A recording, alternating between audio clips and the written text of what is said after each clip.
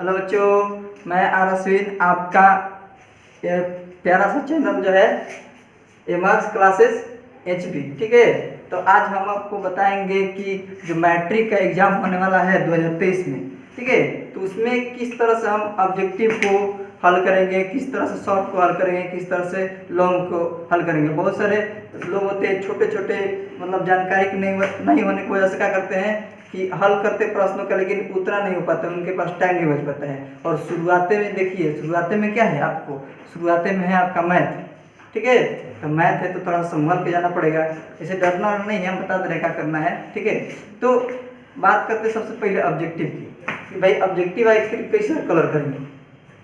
तो ऑब्जेक्टिव में बहुत सारे लड़के होते हैं जो कि मतलब उनको प्रश्न आ नहीं रहा है, उसी पर लगे हुए हैं। हर एक प्रश्न का कम से कम 1 मिनट लगभग मिलता है कि हर एक प्रश्न को हल करने के लिए 1 मिनट लगभग। तो आप उसी में क्या करेंगे, गंवा देंगे पूरा वही टाइम। तो देखिए, हम बता रहे हैं कि आपको वैसे ऑब्जेक्टिव को हल करना है जो एकदम क्लियर हो, जिस पर आपको एकदम 100% भरोसा हो कि इसका आंसर यही होगा, उसी प्रश्न को पहले हल कीजिए। तो पहली बार अगर पेज पलट रहे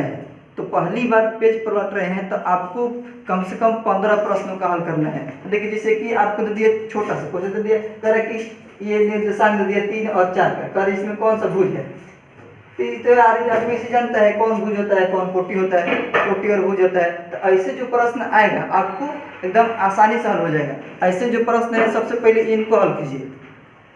ठीक है, और बहुत लोग क्या करते हैं, यहाँ पर गलती करते हैं बहुत लोग करते हैं कि अगर पहले बार में उनका ये क्वेश्चन है तो इसी क्वेश्चन को हल करना स्टार्ट कर देते हैं। ऐसे क्वेश्चन को हो सकता है कि गलती हो, चाहे हो सकता है कि इसमें बन जाए, लेकिन टाइम लगेगा। मान लीजिए इसमें 3 से 4 मिनट अगर चल गया, 3 मिनट चल गया आपको हल करने में, इसी को कैलकुलेशन करने में, तो सोचिए 3 आप ऑब्जेक्टिव खा गए, 3 ऑब्जेक्टिव का आप टाइम खा गए। तो ऐसे प्रश्न को जल्दी हल नहीं करना है, ऐसे प्रश्न को अभी छोड़ देना है। तो ऐसे जो प्रश्न आते हैं आपको, तो ऐसे प्रश्नों को आपको लास्ट में हल करना है, जब आपको टाइम बचेगा।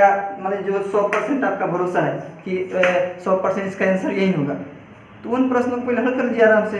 तो जो आपको आ रहा है वो सब तो हो ही गया। अब जिस ऑब्जेक्टिव का आंसर लाना है उसको बाद में हल कीजिए, ताकि उससे क्या होगा, आपको टाइम भी बचेगा। और अब बात करते हैं हम लोग की लॉन्ग के बारे में, आपको बात करते हैं शॉर्ट के बारे में।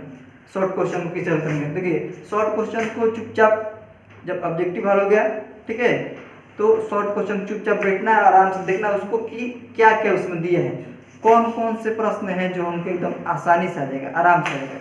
तो ये जरूरी नहीं कि आप सीरियल नंबर से मतलब हल करेंगे, ठीक है। तो उसमें आप पहले टिक लगा दीजिए कि जैसे 30 गो है तो उसमें 15